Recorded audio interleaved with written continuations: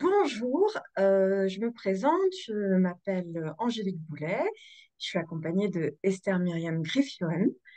On va vous présenter régulièrement, on l'espère, des extraits du journal d'Etty Ilsum. Ce journal, il a été écrit en 1941 jusqu'en 1943. Pour ceux qui la connaissent pas, Etty Ilsum, c'est une jeune femme qui avait 27 ans, qui vivait à Amsterdam. Et juste avant, quand il y a eu donc la Seconde Guerre mondiale, Etil Soum décide donc de commencer à écrire un journal intime sur la recommandation de son psychologue de l'époque, Julius Speer. Et en fait, on va assister à une véritable transformation spirituelle de Etty. Moi, j'ai joué ce spectacle, enfin, j'ai découvert d'abord son journal, j'ai décidé de l'adapter.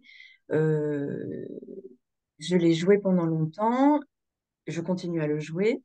Et puis ensuite, il m'a été proposé de faire des cercles de lecture autour d'Etty. Euh, et voilà, donc tout naturellement, il y a quelque chose qui se déroule.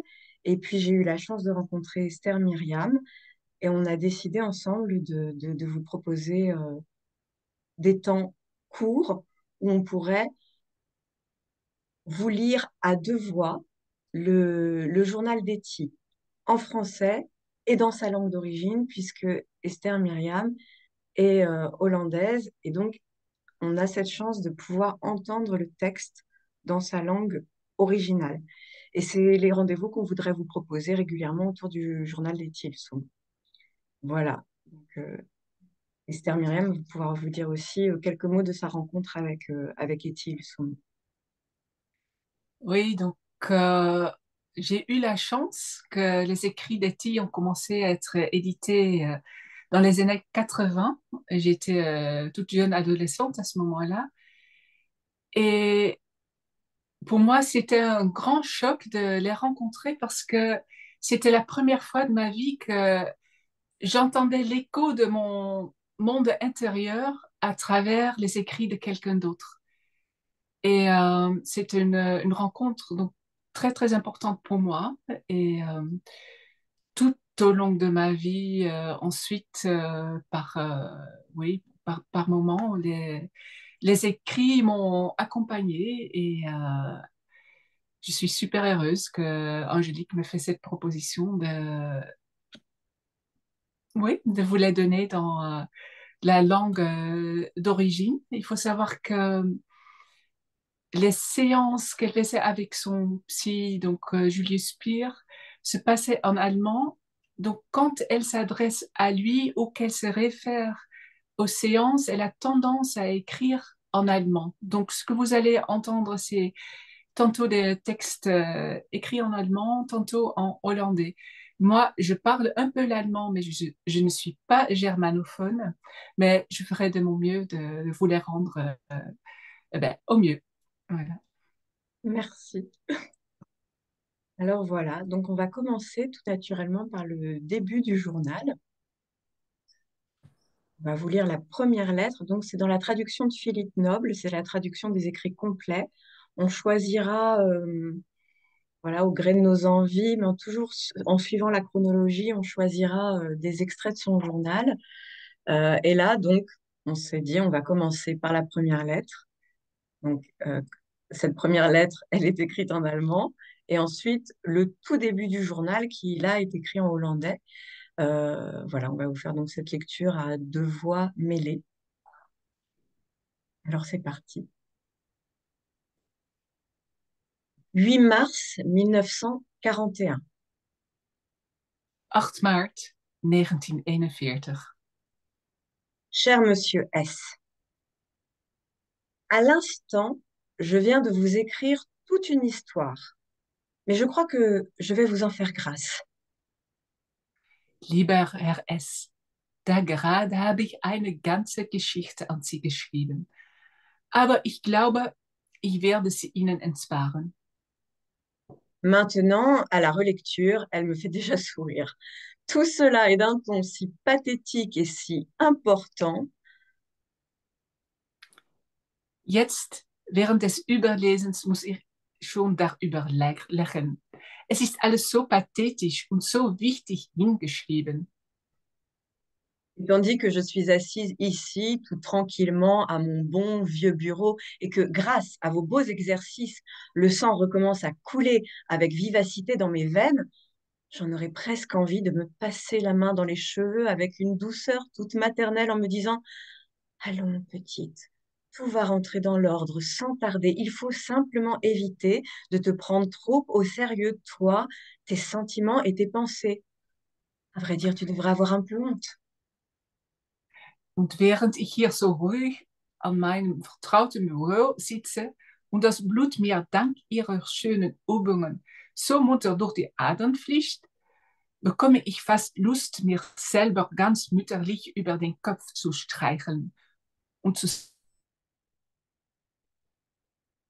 Vous savez, hier, quand je ne pouvais rien faire d'autre que vous fixer d'un air bête, il y avait là en moi une telle collision de pensées et de sentiments contradictoires que je me sentais complètement foudroyée et que j'en aurais hurlé si je m'étais encore un peu moins bien dominée. C'était de forts sentiments érotiques pour vous que je croyais avoir déjà surmonté en moi et en même temps une forte aversion à votre égard. Et c'était aussi tout à coup un sentiment infini de solitude, un pressentiment que la vie est terriblement difficile et que l'on doit tout faire tout seul et qu'une aide extérieure est absolument exclue. Et puis de l'incertitude, de l'angoisse. Il y avait tout cela.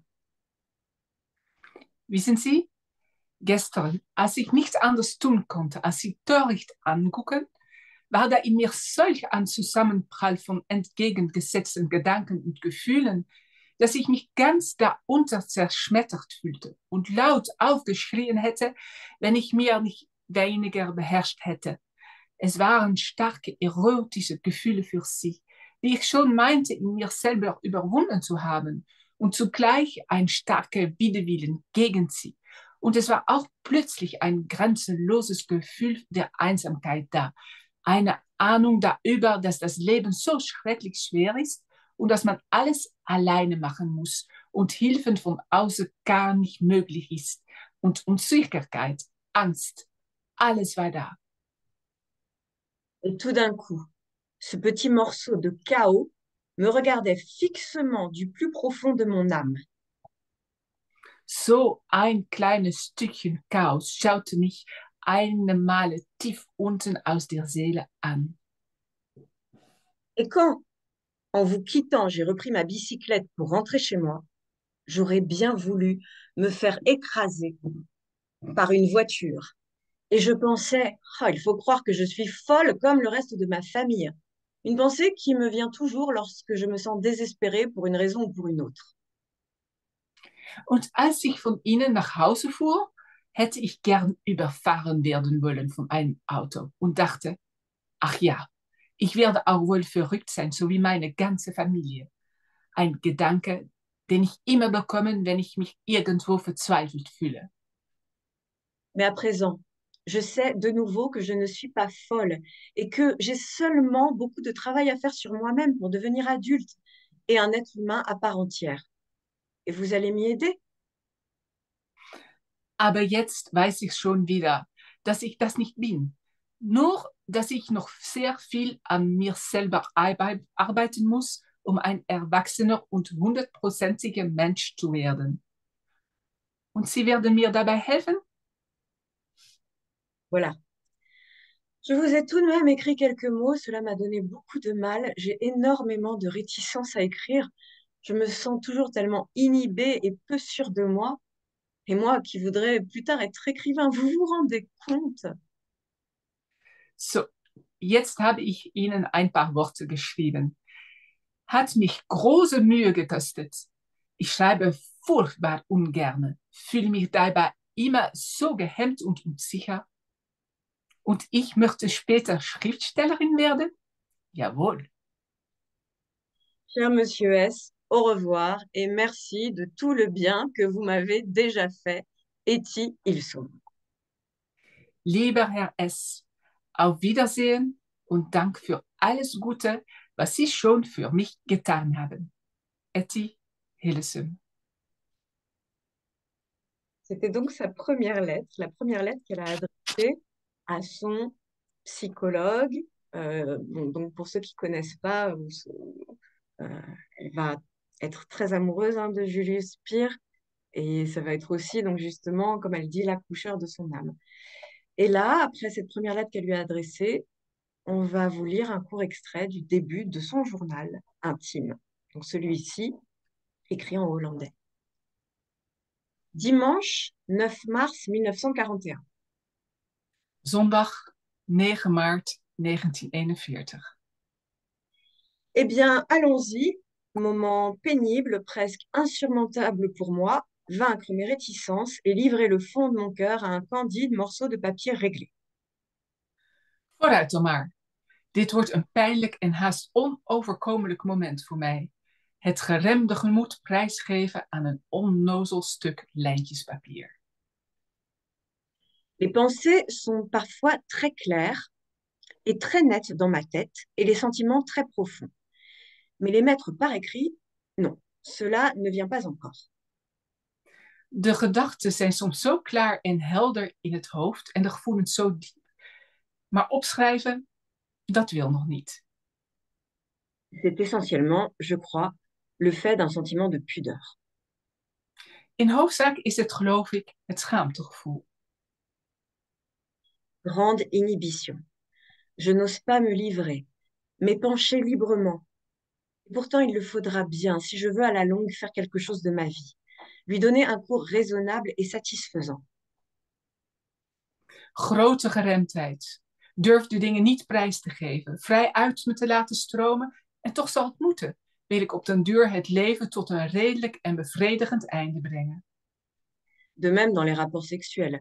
L'ultime cri de délivrance reste toujours peureusement enfermé dans ma poitrine. Zoals ook bij het geslachtelijk verkeer.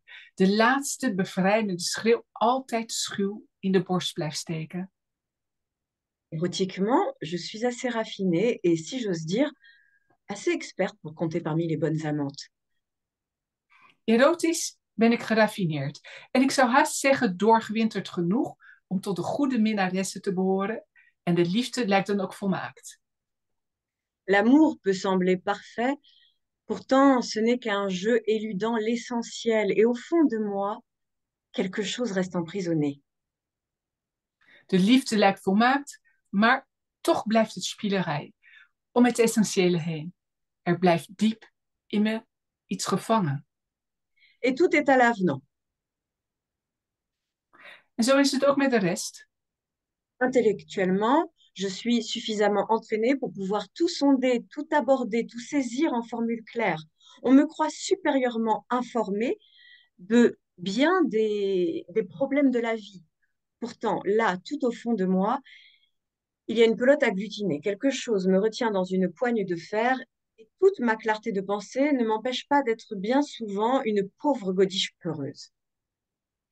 Intellectueel ben ik zo geoefend en kan ik alles peilen. Alles kan aanroeren met heldere formules. Ik lijk zeer überlegen in vele problemen des levens, maar toch, heel diep zit een samengebalde kluwe. Er houdt me iets vast in de greep en ik ben af en toe toch maar een angstige stakkerd, ondanks het heldere denken. Essayons de retenir un peu le temps fort de cette matinée, bien qu'il m'ait déjà presque échappé. Laat ik het moment van vanochtend even vasthouden. Alhoewel het me nu alweer bijna ontglipt is. Un instant, par un raisonnement serré, je l'avais emporté sur S. Door helder denkwerk had ik S voor een ogenblik overwonnen. Ses yeux limpides et purs, Zijn doorzichtige, reine ogen, sa bouche charnue et sensuelle, zijn zware, zinnelijke mond, sa silhouette massive de taureau zijn stierachtige, zware gestalte et ses mouvements d'une légèreté aérienne libérée. en de vederlichte, bevrijdende bewegingen. L'esprit et la matière sont encore en pleine lutte chez cet homme de 54 ans. De strijd tussen stof en geest, die bij deze 54-jarige man nog in volle gang is. On dirait que je suis écrasée sous le poids de cette lutte. En het lijkt of ik verpletterd word onder het gewicht van deze strijd. Je suis ensevelie sous cette personnalité et ne puis plus me dégager. Ik word bedolven onder die persoonlijkheid en kan er niet onderuit komen. Mes problèmes personnels, que je sens être à peu près du même ordre, se débattent au petit bonheur. Mijn eigen problemen, die ik ongeveer als van diezelfde aard aanvoel, liggen daar maar wat te spartelen. Bien sûr, il s'agit de toute autre chose qui ne peut pas s'exprimer exactement. Ma sincérité n'est peut-être pas encore assez impitoyable. Et ce n'est pas non plus une mince affaire que d'aller au fond des choses par le seul biais des mots. Het is natuurlijk toch heel anders. En het kan niet precies gezegd worden. De eerlijkheid is misschien nog niet onbarmhartig genoeg bij mij. En om met woorden tot de bodem der dingen door te dringen, valt ook niet mee.